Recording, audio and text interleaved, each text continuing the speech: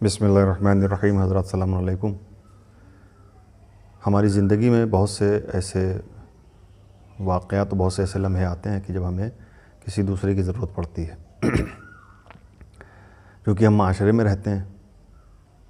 ہمارے ایک دوسرے سے تعلقات بھی ہوتے ہیں، لیکن کبھی کبھی ایسا وقت آ جاتا ہے کہ یہی تعلقات جو بہت اچھے ہوتے ہیں کبھی اچانک ان میں درار پیدا ہو جاتی ہے، بگڑ جاتے ہیں تعلقات۔ اور یہ تجربہ رہا ہے کہ جو تعلقات آپس کے جو بگڑتے ہیں ان میں سے زیادہ تر اس وجہ سے بگڑتے ہیں کہ کچھ آپس میں لین دین ہوا پیسے کا یا کسی اور چیز کا یا تجارت میں، اور اس میں کچھ اونچ نیچ ہو گئی اور تعلقات بگڑ گئے۔ جبکہ ہم سب جانتے ہیں کہ ہمیں اسلام یہی بتاتا ہے کہ آپس کے تعلقات استوار ہونے چاہیے، ایک دوسرے سے تعلقات ہموار ہونے چاہیے،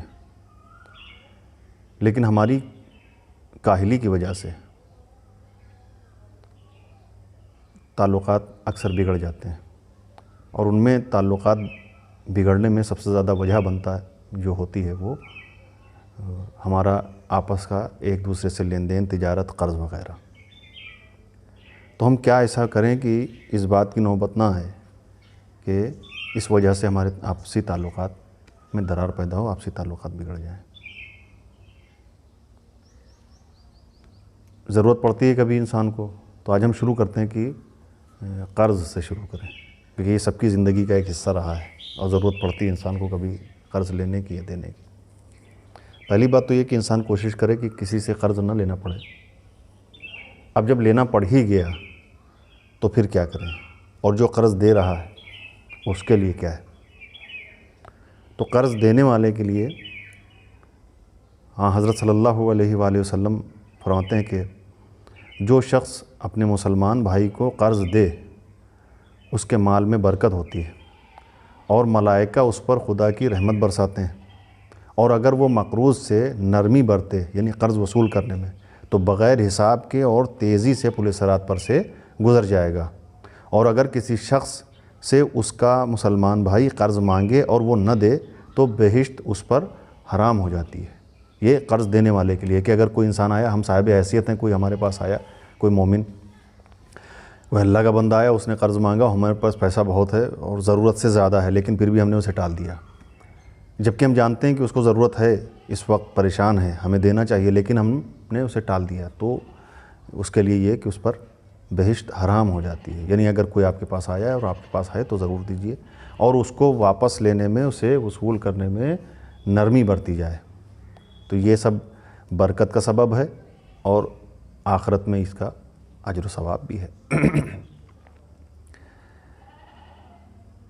لیکن یہ ان لوگوں کے لیے ہے کہ جن کا پیشہ نہ ہو قرض مانگنا، مثلاً ایک آدمی جو کچھ کام نہیں کرا، صرف اسی پہ گزارا، تو ایسے لوگوں کے لیے بس ضرورت مند ہونا چاہیے تو اسے قرض دے دیا کہ ہاں یہ آپ کی ضرورت ہے، یہ لیجئے، میرے پاس پیسے رکھے ہوئے ہیں، آپ کی ضرورت ہے اور آپ اسے پورے کر لیجئے۔ اچھا، اس میں یہ بھی ہوتا ہے کہ کتنے دن کے بعد واپس کریں گے، یہی کاروبار میں بھی کچھ شرائط ہوتی ہیں اور کچھ قرض میں بھی، کہ کتنے دن کے بعد دیں گے،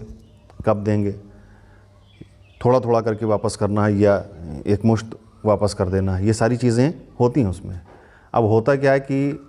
ایک مہینے، 2 مہینے یا 6 مہینے کے بعد جو وقت معین تھا قرض واپس مانگنے کا، وہ قرض مانگنے والا اس کے دروازے پہ پہنچا۔ اچھا، اب یہ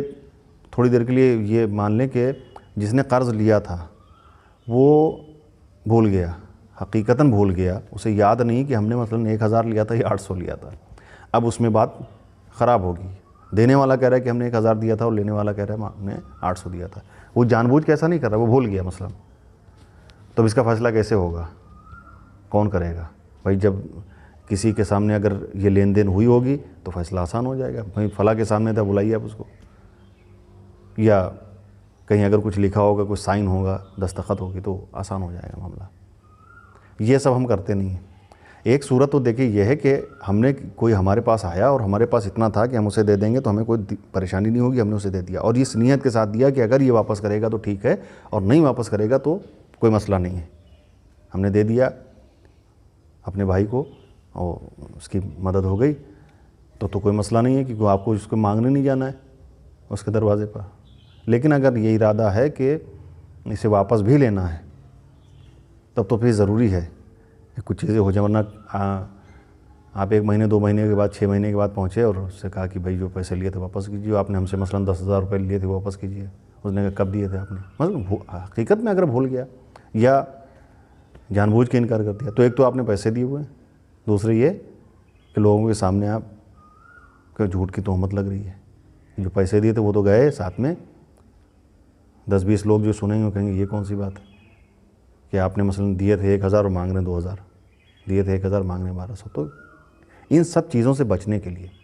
کچھ طریقے بتائے گئے ہیں کہ جن پہ ہمیں کوشش کرنا چاہیے کہ ان پر ہم عمل کریں تاکہ آنے والے دور میں، اور پھر اسی سے رشتوں میں درار پڑ گئی اور پھر وہ بات چیت بند ہو گئی اور تعلقات ایک دم ایسے بگڑ گئے. کل تک جو ساتھ میں بیٹھ کے کھانا کھاتے تھے،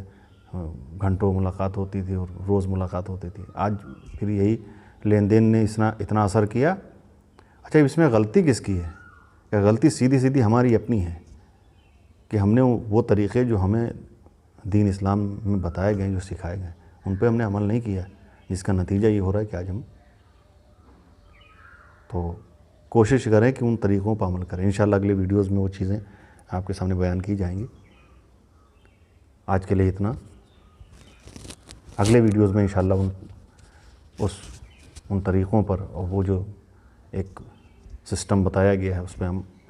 کیسے عمل کرنا ہے، کیا کرنا ہے، وہ سب تفصیل سے بیان کیا جائے گا. آج کے لیے اتنا ہی. السلام علیکم. خدا حافظ.